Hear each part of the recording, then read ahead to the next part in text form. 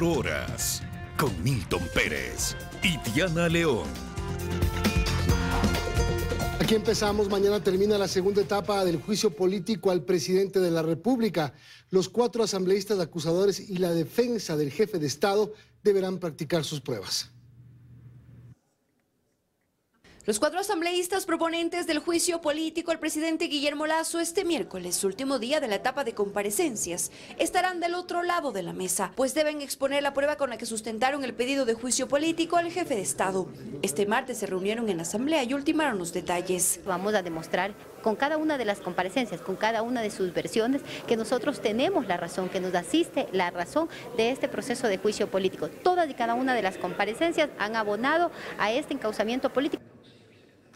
La sesión está convocada para las 9 de la mañana. Los 4 legisladores tendrán un tiempo de 2 horas para practicar su prueba y el mismo espacio lo tendrá la defensa del presidente Lasso, representado por Edgar Neira. La presidenta encargada de la Comisión de Fiscalización, Ana Belén Cordero, puntualizó las reglas para este último día. Habrá seguramente un espacio para hacer ciertas preguntas. En este espacio no cabe, digamos, repreguntar o replicar. Cumplido esto, el jueves empiezan a correr los últimos 10 días del tratamiento del juicio político en esta comisión. En ese plazo, que será hasta el 6 de mayo, deben elaborar el informe, el que puede recomendar el enjuiciamiento al presidente o el archivo del proceso. Nosotros lo que tenemos que determinar es en base a las pruebas, no a los afectos ni desafectos, no a conveniencia, si hay o no responsabilidad política del presidente de la República. Cerrado este tiempo, el informe pasa de manos de la Comisión de Fiscalización al Pleno, pues empiezan a correr los plazos para que se ponga en conocimiento de los 137 asambleístas y el presidente Virgilio Saquicela convoque al Pleno. Esto coincidirá con el cambio de autoridades en la Asamblea. Una vez que la presidencia de la Asamblea conoce este informe, tiene hasta 48 horas para poner en conocimiento de los 137 legisladores, luego tiene hasta 72 horas para convocar al Pleno, luego se daría un debate. Estimo yo que será un debate que dure probablemente 2 o 3 días. Estaríamos hablando que este proceso tanto de debate en el Pleno de la Asamblea Nacional y la posterior votación estaríamos culminando entre el 18 al 21 de mayo. Para la eventual destitución del presidente se requieren al menos 92 votos. Y hoy no hubo agenda dentro del proceso de juicio político contra el presidente Lasso. Sin embargo, los problemas internos de las bancadas legislativas empiezan a surgir a propósito de este tema. Javier Ortiz está oficialmente en el lado de los independientes. Su curul fue movida una vez que salió del Partido Social Cristiano. Reitera que su salida se debe a que le querían obligar a firmar un respaldo al juicio político contra el presidente de la República. Dentro del bloque, compañeros mismos me han felicitado por mi postura. ¿Esto qué quiere decir? Que existe inconformidad por parte de otros legisladores. Pablo Muentes lo desmiente y considera que su partido está unido. Nosotros tenemos un líder que nos reunimos permanentemente con él, recibimos instrucciones permanentemente con él para el bienestar del país, pues por supuesto, ¿no? Desde Pachacutic reaccionan a lo que Leonidas Sisa señaló desde la CONAIE, que dijo los van a observar en la votación sobre el juicio político. Creo que lo que ha señalado ayer el presidente de la CONAIE es que a los asambleístas que nacen de los procesos, es decir, los que son indígenas, van a estar alerta. Ese es el comunicado que ha mandado ayer la CONAIE. Ahora bien, nosotros somos mestizos y no vamos a aceptar presiones ni amenazas. ¿En dónde dice pues el proyecto político de Pachacuti que nosotros tenemos que tener una agenda para dejarles en impunidad a los actos de corrupción de dirigentes de otros partidos políticos? ¿Acaso? Y es que todo lo ocurrido en las comparecencias dentro del proceso de juicio político, a decir de esta asambleísta, ha pesado para que hayan deserciones en los bloques. Lo que vemos son proponentes que no se han puesto de acuerdo, proponentes que lamentablemente no han estudiado bien la tarea para darle al Pleno de la Asamblea Nacional todas las herramientas para poder tomar una decisión. Esto aprovecha el bloque oficialista, que se mantiene en que el juicio político está caído. Basta hacer la sumatoria de estos asambleístas para entender que al menos tendríamos entre 48 y 53 legisladores los que no estarían de acuerdo con el avance del juicio político. Mientras tanto, el proceso de juicio político aún no termina y los alegatos finales se esperan este miércoles en la Comisión de Fiscalización. A propósito, el legislador ex social cristiano Javier Ortiz asegura haber renunciado por presiones para apoyar el juicio político al presidente de la República y revela que al interior del partido hay descontento. Javier Ortiz fue hasta la semana pasada asambleísta del Partido Social Cristiano, pero rompió filas porque dijo haberse negado a firmar un comunicado en el que el partido iba a hacer pública una supuesta unidad a favor del juicio político contra el presidente Guillermo Lasso. A lo que me dice el legislador Torres, que si yo no firmaba iba a ser expulsado. En ese momento tomé la decisión yo de retirarme del bloque. Yo no iba a la asamblea a estar recibiendo condiciones o amenazas de que si no estoy de acuerdo o algo me retiran del bloque. Esa fue mi decisión de retirarme. Ortiz dice que dentro del socialcristianismo no es el único inconforme. Por eso asegura, hay que estar pendientes de las decisiones que tomen algunos de sus excompañeros en los próximos días. Lo que me iba a mi jefe de bloque el día jueves, yo estoy seguro que también se lo han dicho a otros compañeros o compañeras del bloque. Ellos tomarán su decisión. Si quieren seguir dentro del bloque bajo condicionamientos, seguirán, o si no, no. Y descarta los rumores de un supuesto chantaje desde el gobierno. Él y su familia reciben protección policial, luego de amenazas e incluso atentados que han sufrido en Esmeraldas. La seguridad todavía me la mantienen. En ningún momento Henry Bucalón ni nadie de este gobierno ha dicho te quitamos la seguridad si no votas por el juicio. Esto es totalmente falso. Descartó también que le hayan ofrecido cargos a él o su círculo cercano. Y desmintió un comunicado del partido que hace referencia a una supuesta compra de votos. Ortiz se fue del PSC, al que en la asamblea le quedan 15 legisladores al momento. Y frente a la situación que atraviesa el país en los ámbitos político y de seguridad, el expresidente Osvaldo Hurtado cree que el camino es la unidad.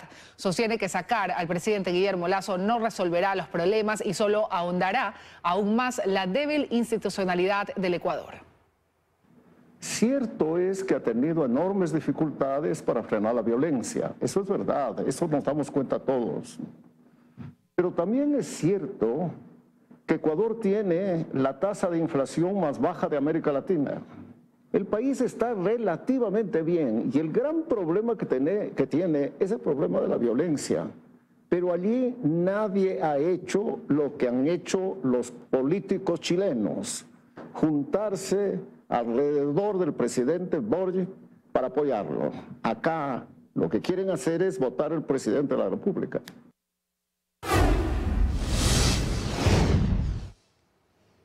Y continúan los atentados en Guayaquil en horas de la madrugada, pese a que entre la 1 y las 5 de la mañana rige el toque de queda. Los propietarios de bares y restaurantes piden que se elimine esta medida que consideran ineficaz. El próximo martes se cumplirán los primeros 30 días del estado de excepción decretado en Guayaquil, Durán y San Borondón, así como en las provincias de Santa Elena y Los Ríos. Esta medida, que se dictó por 3 ocasiones en 2022, vino acompañada esta vez de una restricción adicional: toque de queda de 1 a 5 de la mañana. Apenas el sector del entretenimiento nocturno se había empezado a beneficiar de la posibilidad de abrir hasta las 4 de la mañana, tras una resolución del Ministerio de Turismo firmada en diciembre de 2022. Exactamente, nosotros primero nos reactiva y ahora nos paraliza. El sector, dicen sus representantes, registra importantes pérdidas, agoniza ante la imposibilidad de atender después de la 1 de la mañana. El porcentaje es 60 al 70% de pérdidas. Y por eso marcharon este martes por la avenida 9 de octubre para solicitar que se elimine la disposición de toque de queda. Y es que dicen que se trata de una medida ineficaz. Después de la 1, usted sale a las calles, todo el mundo anda. Todo el mundo camina. Entonces, ¿dónde está el toque de queda? El toque de queda no lo respetan. La circulación sigue vigente de 2, 3, 4 de la mañana, incluso las extorsiones, la delincuencia, los atentados, siguen presentes.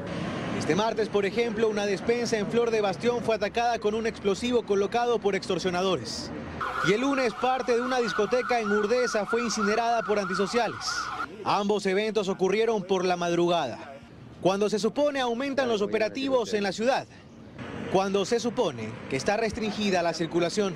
El malestar del sector se extiende a las provincias de Santa Elena y Los Ríos, donde rigen las mismas medidas, donde, de no cambiarse nada, el toque de queda por las madrugadas continuará por 30 días más, a partir de la próxima semana. Los policías que llegan a Guayaquil para reforzar la seguridad deben buscar y pagar su alojamiento. Sucede mientras sigue en espera la remodelación de las unidades de policía atacadas con explosivos hace 6 meses. En la imagen, 4 policías parados en una avenida del centro de Guayaquil. Con maleta en mano buscan un espacio para dormir. La institución les informó del pase, pero no del hospedaje. Eso es cuestión de cada uniformado. Nos traen con el pase para reforzar la seguridad en la ciudad de Guayaquil, pero resulta que no hay espacios en los cuarteles ni PCs para poder descansar de forma digna. En el cuartel modelo no existen condiciones para alojar a todos los que van llegando. El que tiene suerte consigue una cama dentro del cuartel. Si no, toca agruparse y alquilar una habitación cerca. El tener un lugar adecuado implica tener un sitio adecuado donde ducharse, donde hacer sus necesidades, donde descansar. No es solo la existencia de una cama. Tenemos que correr a la gasolinera a pedir un baño porque en el cuartel no hay un sitio decente. En enero de 2022 el gobierno ofreció invertir $1.200 millones a la policía, pero los primeros 11 millones tardaron casi 8 meses en desembolsarse. Los chalecos, armas, municiones y vehículos que se prometieron llegan a cuentagotas. Otros siguen en proceso de compra y en algunos casos ya no funcionan. En Nueva Prosperina, el distrito más violento de Guayaquil y donde se ha registrado más de la mitad de todas las muertes violentas de este año, tiene 57 patrulleros asignados. 47 están dañados. De los 10 que quedan, 8 no patrullan por falta de gasolina. Las unidades de policía atacadas con explosivos en noviembre pasado siguen a la espera de la tan ofrecida remodelación. 6 meses después, el trabajo de los uniformados continúa atrás de sacos de arena y ventanas rotas. Una guerra que se pelea sin herramientas ni cuartel. Y en Lima, Perú, fue capturado Roberto Campos Crespo, de 51 años, el hombre más buscado de la provincia del Guayas. El hombre es buscado hace 11 años por la justicia ecuatoriana debido al asesinato de su pareja, a quien le dio 29 martillazos. La extradición a Ecuador tomará entre 2 a 3 meses luego de que la Fiscalía realice los trámites respectivos. Las autoridades informaron que el detenido tuvo hasta 4 identidades y estuvo en Chile y Colombia. Lo que dijimos al principio, el presidente de la República nombró al general en servicio pasivo y exalcalde de Quito, ex jefe del Comando Conjunto de Fuerzas Armadas, Paco Moncayo, como nuevo consejero de gobierno para la seguridad nacional. También el general en servicio pasivo, ex jefe del Estado Mayor del Ejército, Wagner Bravo, será el nuevo secretario de Seguridad Pública y del Estado en reemplazo de Diego Ordóñez, quien dejó el cargo el pasado 13 de abril. Moncayo y Bravo, los generales Moncayo y Bravo serán posicionados mañana en el Palacio de Carondelet a las 10:30. Más noticias, amigos. El Consejo de Seguridad de las Naciones Unidas se reunió para defender el multilateralismo y debatir los principios de la Carta de las Naciones. Fue el ministro de Relaciones Exteriores de Rusia, Sergei Lavrov, quien presidió el encuentro y fue duramente criticado por varios países, entre ellos el Ecuador. Por cuarta vez el Ecuador forma parte del Consejo de Seguridad de la ONU. En el encuentro de este mes que preside Rusia hubo tensión debido a la invasión de ese país a Ucrania. Fue el propio canciller ruso Sergei Lavrov quien estuvo al frente de la reunión que tuvo por temática la defensa de los principios de la Carta de la ONU. En este sentido, el embajador ecuatoriano ante las Naciones Unidas, Hernán Pérez Luz, recordó que la misma carta decía que ninguna nación podría estar por encima de otra y se refirió a la invasión de Rusia. De nada habrá servido el debate de hoy si al final de este no hay un conflicto menos. Señor presidente, ¿qué mejor resultado podría tener este debate que una determinación de su país de poner fin a la agresión militar contra Ucrania? También se refirió a las supuestas razones con las que Rusia justifica la guerra. Ninguno de los pretextos invocados para agredir a Ucrania en violación de la Carta tiene asidero jurídico. Ninguno. Causando sufrimientos y devastación masivos en el país y en su población. Antes, el canciller ruso había hablado sobre las acciones de su país. Hemos formulado propuestas para ponerse de acuerdo en torno a garantías multilaterales de seguridad. Todo esto ha sido rechazado. El embajador ecuatoriano además recordó a los presentes que no hay cartas para Occidente, judíos o musulmanes, y que el mundo no puede verse como un juego de conquistas. La carta, debemos recordar, es una, indivisible y universal. Yo le puedo asegurar que la guerra y la violencia de ninguna manera nos llevará a un orden más justo o equitativo, sino menos. Esa fue la manera como entendieron el mundo las potencias coloniales del siglo XIX y los regímenes fascistas y nazis del siglo XX. Para terminar, recordó que hay que controlar las armas y, favorable a una reforma del Consejo de Seguridad, explicó la postura de Ecuador. Tienen la obligación de ejercer un liderazgo responsable que comprenda y respete el principio de la res communis omnibus, por el cual las cosas comunes no pueden ser apropiadas por una persona. Durante la locución de Pérez Luz, Lavrov dejó su lugar en la presidencia, que no fue retomado hasta después, mientras el representante ecuatoriano, en su conclusión, solicitó defender la carta y obrar por la paz. El Banco del Instituto Ecuatoriano de Seguridad Social, BIES, tiene nuevo gerente que fue nombrado por el directorio de la entidad durante una sesión extraordinaria esta tarde. María Gracia Acosta informa.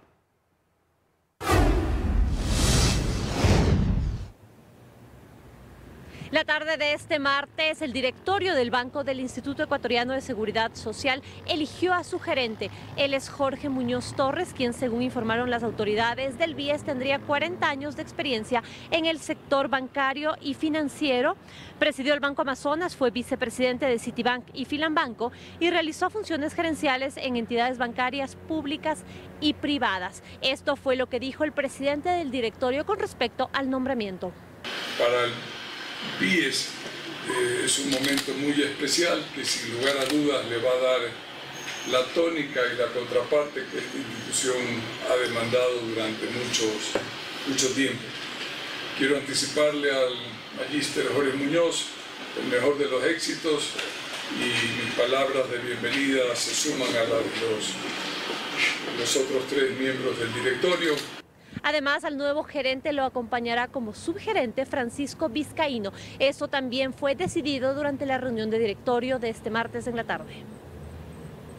Ministros del Frente Social trabajan en protocolos para víctimas de violencia. Solo en el sistema educativo se registraron durante 2022 4.115 casos de violencia sexual, datos que se dieron a conocer en el Gabinete de Desarrollo Social.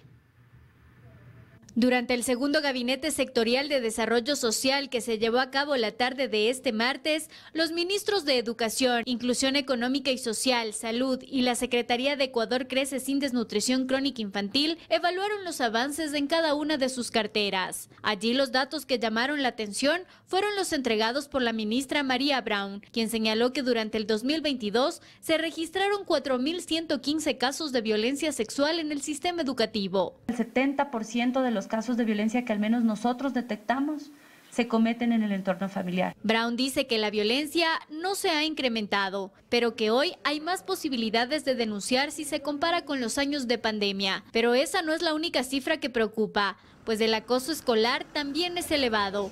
En 2022 fueron 607 casos, siendo la edad de mayor prevalencia de 8 a 14 años. Y adicional, hay un registro de 57 suicidios en ese año, la mayoría de ellos en adolescentes de entre 15 y 18 años. Frente a ello, Brown sostiene que se está trabajando sobre todo en prevención. Más allá de que puedan presentarse casos de violencia dentro del sistema educativo, vemos que no es la mayoría, que el sistema cumple un rol protector y que tenemos que seguir trabajando como sociedad para desnaturalizar esa violencia y también mejorar la cultura de la denuncia. Durante el gabinete también se abordó la entrega de bonos de ayuda social, entre ellos el de Infancia con Futuro, que busca llegar este año a cerca de 65,000 beneficiarias. Un bono que busca cubrir 1.000 días, que es los 270 días de gestación de la madre y 730 días de vida del niño. Este bono que se entrega es de $60. El presupuesto para inversión social es de $15,000 millones.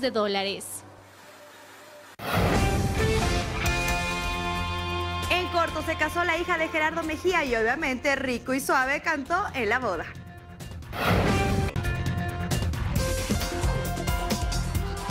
Y les contamos, en comunas de Manabí se mantiene la alerta por el posible desbordamiento del río Puerto Viejo. 5 cantones y sus alrededores están en riesgo de inundaciones debido al aumento del caudal que se registró en las últimas horas.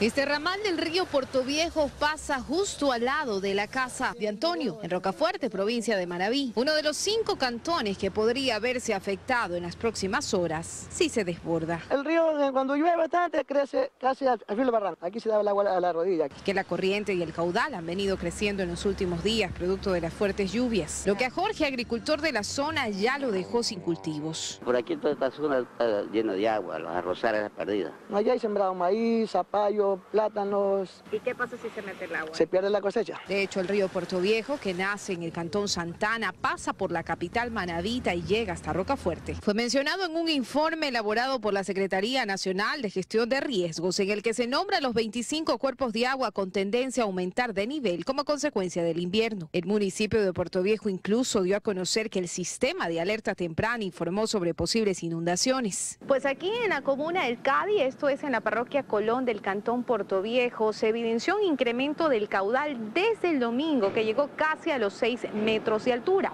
En los momentos en los que caen las intensas lluvias, incluso este puente queda cubierto por el río. Y de eso da fe Araceli, habitante de la zona. Mire, cuando acuerda está así bajito y de pronto llueve y vienen las quebradas, comienzan a salir los otros ríos. Confiesa que vive con temor. Tenemos ese peligro de que se vaya a venir acá a las casas. Ya que la probabilidad de que con la próxima lluvia se registren inundaciones a lo largo de las riberas de las comunas y parroquias de los cantones Santana, Puerto Viejo, Rocafuerte, Choni y Flavio Alfaro sigue latente. Este río crece tanto, 50, 80 centímetros sobre el piso del puente. Las entidades de control recomiendan a los ciudadanos tomar precauciones. Y los organismos de socorro se alistan por si deben intervenir. Viene el Consejo Provincial, viene el municipio, viene el Ejército, viene el Cuerpo Bombero, pero no alcanzan porque es bastante grande, digamos, el caudal. Las recientes lluvias intensas con tormentas eléctricas han ocasionado que a la fecha haya 27 cuerpos de agua desbordados en la costa y sierra.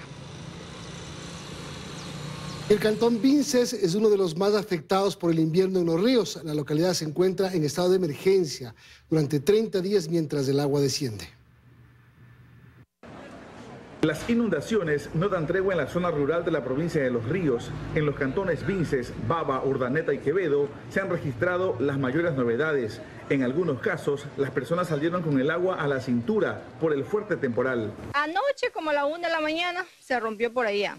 1:30 era. Se rompió y tuvimos que trabajar en la madrugada para que no nos llegue el agua adentro. En Vinces, el Ministerio de Educación emitió un comunicado indicando que las clases no iniciarían en la fecha prevista porque el agua tiene afectados los planteles educativos, pese a que en ciertos tramos del río se han colocado saquillos con arena para impedir más desbordamientos. Ya ha desbordado el río, el caudal del río ya llegó al límite, están pasando sobre los muros, en Antonio Sotomayor, en el recinto de Santa Lucía, y en algunos sectores. Esta localidad se encuentra en emergencia por 30 días, mientras los niveles de agua descienden. Entre tanto, de a poco llega la ayuda a los recintos más afectados.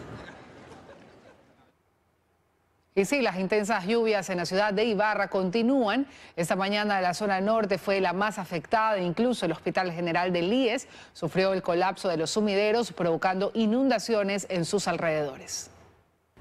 Gran cantidad de agua hizo colapsar el sistema de alcantarillado en la parte norte de Ibarra. Esto causó inundaciones de viviendas y también en casas de salud. Lo que hizo que el agua y residuos provenientes de la calle ingresen hacia la parte principal del hospital. Bien, al momento pues un 40% nos falta ya de lo que es la evacuación del agua. 13 de abril, huertos familiares, gran parte de Azaya, Alpachaca. Por las intensas lluvias, un muro de contención de una escuela se vino abajo, afectando a más de 800 estudiantes de la institución.